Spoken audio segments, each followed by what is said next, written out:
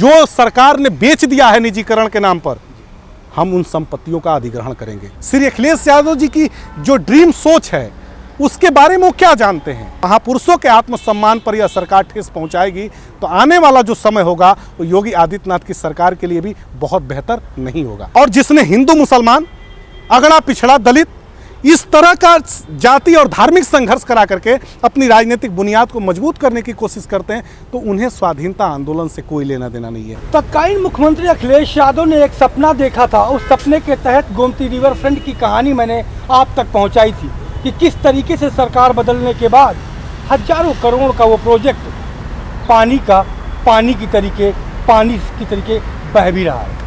अब मैं पहुंचा हूं JPNIC बिल्डिंग जो मेरे ठीक पीछे है। JPNIC इमारत भी तत्कालीन मुख्यमंत्री अखिलेश यादव का एक बड़ा सपना था और जिसका बजट भी 800 करोड़ से ज़्यादा का भारी भरकम बजट था।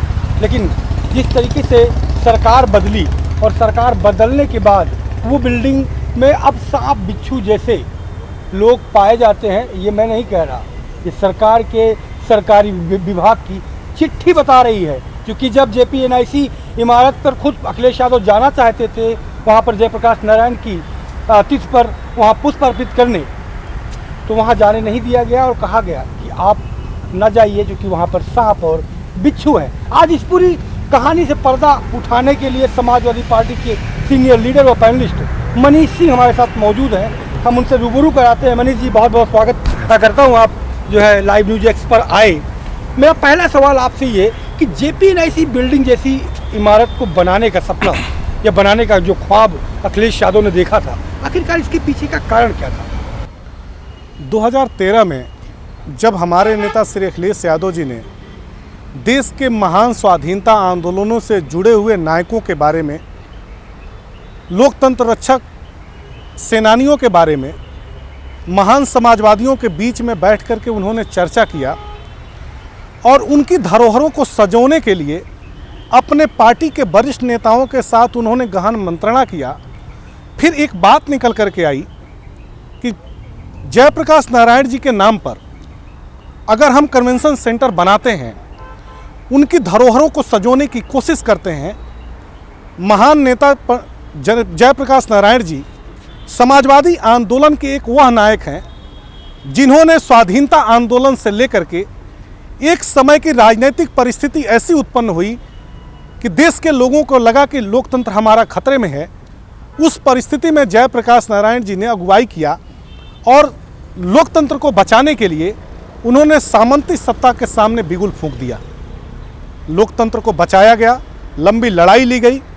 उन्हीं सब धरोहरों को सजोने के लिए हमारे नेता श्री अखिलेश यादव जी, जो महान समाजवादी विचारों को सजो करके अपने राजनीतिक जीवन को आगे बढ़ा रहे हैं, उन्होंने सोचा कि इस कन्वेंशन सेंटर के माध्यम से हम आने वाली पीढ़ियों को, आने वाले युवाओं को, आने वाले सामाजिक और राजनीतिक वैचारिक लोगों को एक ऐसा प्रेरणा स्थल देंगे जो लोगों को प्रभावित करेगा, लोगों को योग्य बनाएगा, लोगों को स्वाधीनता आंदोलन से जोड़ने की कोशिश करेगा।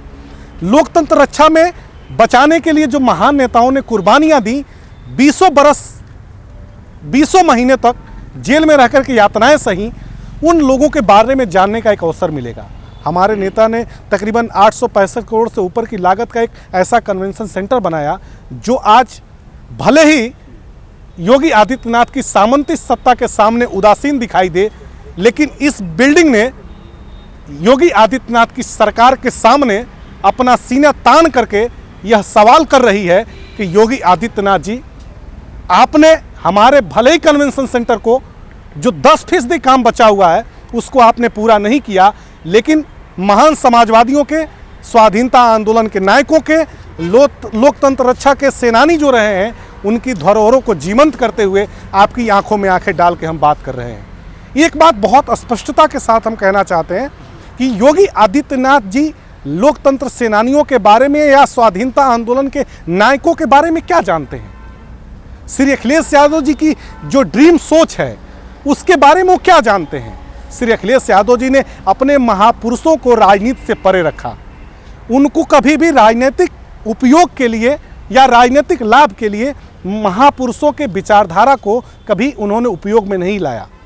श्री अखिलेश यादव जी अपने कार्यों पर भरोसा करते हैं, अपनी नीतियों पर, अपने सिद्धांतों पर, अपने विचारों पर भरोसा करते हैं।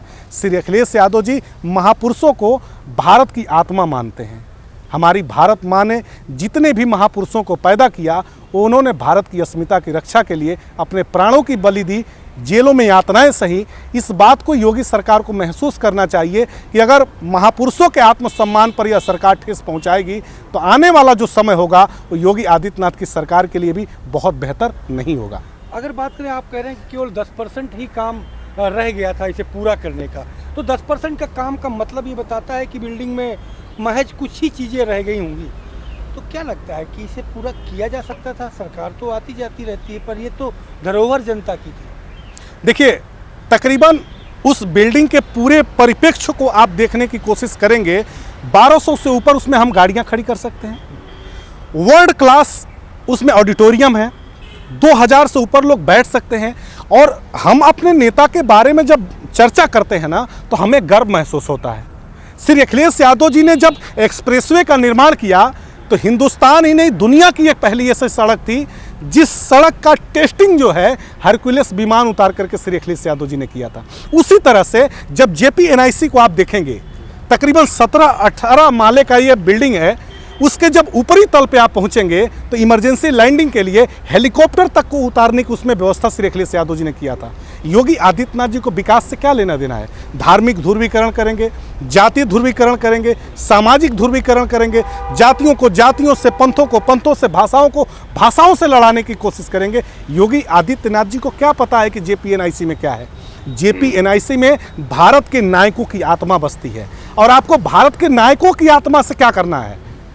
आप तो उन लंपट नेताओं से घिरे रहते हैं, उन बदजुबान लोगों से घिरे रहते हैं जिन्होंने सदैव सामाजिक सौहार्द बिगाड़ने की कोशिश किया।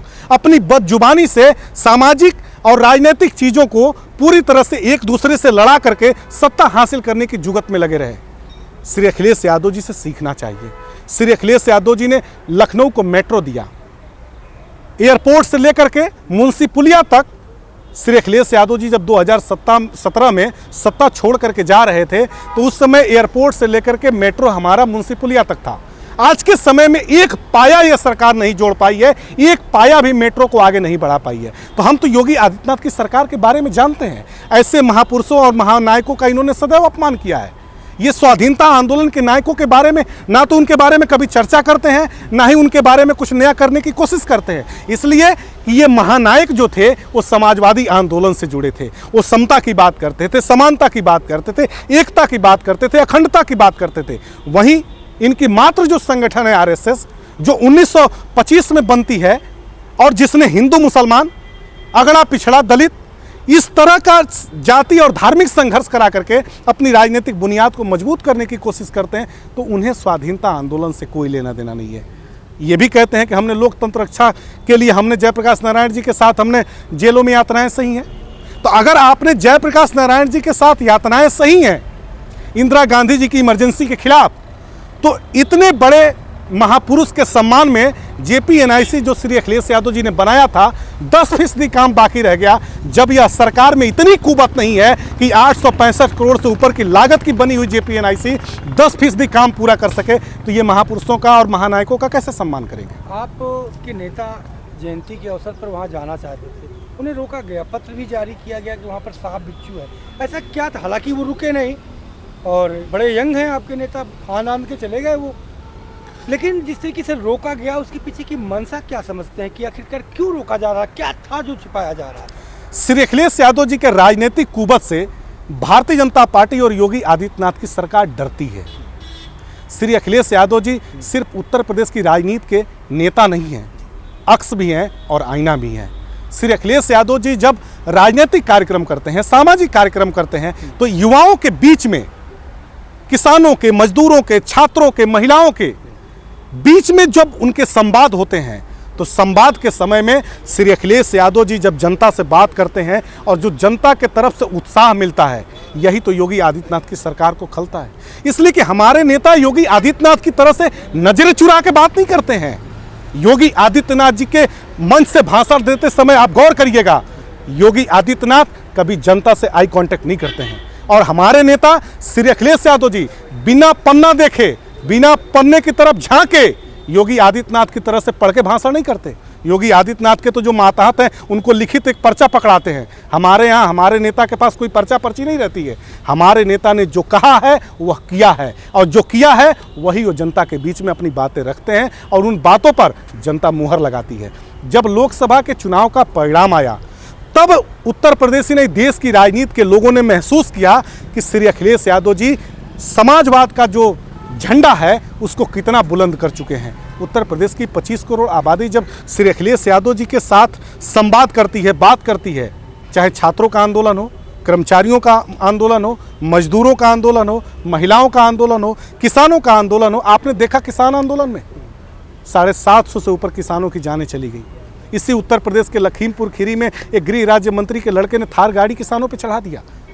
जब यह बेशर्म और बेहया सरकार जो किसानों के मरने पर भी शोक न प्रकट कर पाती हो, उनके प्रति संवेदना न व्यक्त कर पाती हो, इस सरकार से आप क्या उम्मीद रखते हैं? और इनके जो पूरी कैबिनेट है, जब उनका आप मूल्यांकन करेंगे, दिन भर लंबी लंबी बातें करेंगे, प्रेस में जाएंगे, मीडिया में जाएंगे, जनता के भी दिन भर झूठ बोलने का काम है। इनका पूरा का पूरा डिपार्टमेंट बैठ चुका है। आज उत्तर प्रदेश पर 10 लाख करोड़ से ऊपर का कर्जा हो चुका है। उत्तर प्रदेश की 25 करोड़ आबादी, यहाँ तक कि हमारी पूजनीय माताओं के गर्भ में पलने वाले बच्चे भी 41,000 रुपए के कर्जदार हैं। तो जो योगी आदित्यनाथ की सरकार 350 लाख करोड़ रुपए मिलने के बावजूद इस उत्तर प्रदेश को उन उत्तम प्रदेश बनाने के राह पर एक कदम भी आगे न बढ़ पाई हो, वो श्री अखिलेश यादव जी से क्या मुकाबला कर पाएंगे?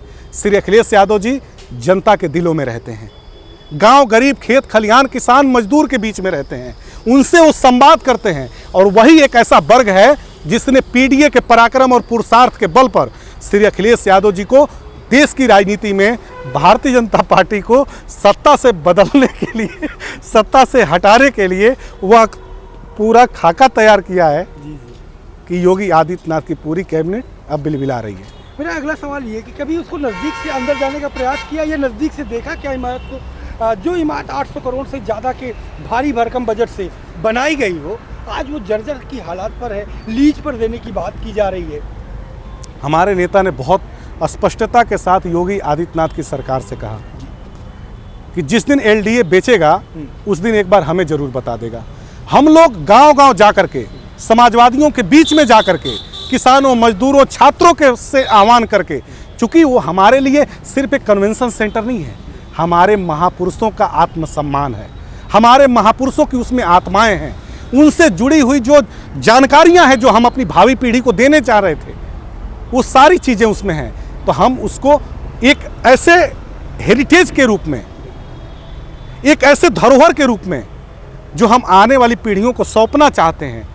अगर आप किसी व्यवसायिक प्रतिष्ठान को देंगे, उससे बेहतर है कि आप कीमत बताइएगा, हम जनता के बीच में जाकर के चंदा मांग करके आपको कीमत अदा कर देंगे। वो हमें बिल्डिंग जो हमने अब महापुरुषों के आत्मसम्मान में बनाया था वो हमें आप दे दीजिएगा। एक अंतिम सवाल मेरा कि जो व्यक्ति JPNIC को फिर से अच्छा देखना चाहता है, उनके लिए क्या ये उम्मीदें पाली जा सकती हैं कि कभी जब आप सत्ता में आएंगे तब इसकी दशा दुर्दशा बदली जाएगी? अगर लीज पे दे दी गई तब क्या हालात होंगे? देखिए, मैं बहुत जिम्मेदारी के साथ दो बातें कहना चाहता हूँ। पहली चीज़, भारतीय जनता पार्टी के लोगों की विदाई 2027 के विधानसभा के आम चुनाव में हो जाएगी। साल 1.5 साल का समय बचा है। श्री अखिलेश यादव जी के यशस्वी नेतृत्व में हमारी जो संपत्तियां भारतीय जनता पार्टी की सरकार ने निजी हाथों में बेचा है, हम उन सीधे निजी हाथों की बेची हुई संपत्तियों को वापस लेंगे। जो सरकार ने बेच दिया है निजीकरण के नाम पर, हम उन संपत्तियों का अधिग्रहण करेंगे। जनता के पैसे से बनी हुई इमारतें जनता के लिए रहेंगी और जन सरोकार के काम आएंगी। और दूसरी सबसे महत्वपूर्ण बात, भारतीय जनता पार्टी के लोगों को गुमान नहीं होना चाहिए। हमने जो काम किया है श्री अखिलेश यादव जी के नेतृत्व में, समाजवादी सरकार ने जो एक मानक तय किया है, भारतीय जनता पार्टी को दशकों लग जाएंगे श्री अखिलेश यादव जी के कार्यों के कदम तक पहुंचने में, पहुंच नहीं पाएंगे। जितनी लंबी बातें, जितनी बड़ी बातें भारतीय जनता पार्टी के लोग करने की कोशिश करें, करते रहें। धार्मिक ध्रुवीकरण और जाति ध्रुवीकरण से बहुत दिन सत्ता में ये रह लिए। उत्तर प्रदेश की जनता जागरूक हो चुकी है, समझदार है उत्तर प्रदेश की जनता। नौजवान, छात्र, किसान, मजदूरों ने तय कर लिया है कि 2027 के विधानसभा के आम चुनाव में श्री अखिलेश यादव जी को हम मुख्यमंत्री बनाएंगे, अपनी सरकार बनाएंगे और पीडीए की एक ऐसा वटवृक्ष हम जनता के छाए के लिए लेकर के आएंगे जो जन सरोकार के लिए काम करेगी। बहुत शुक्रिया हमें समय देने के लिए मनीष जी। और आप देख रहे थे लगातार मैं इस सीरीज के साथ आप तक फिर अगली सीरीज में अगले प्रोजेक्ट के साथ मैं मौजूद रहूँगा। लेकिन जेपी एनआईसी को लेकर के समाजवादी पार्टी की मंशा क्या है, वो यही है कि अगर सरकार या उनका विभाग एलडीए बेचना भी चाहता है तो समाजवादी पार्टी उसे गांव-गांव जा कर के, गली-गली जा कर के चंदा इकट्ठा करना पड़े, फिर भी उसे खरीदने पर अपना जो बल है वो पूरा इस्तेमाल करेगी।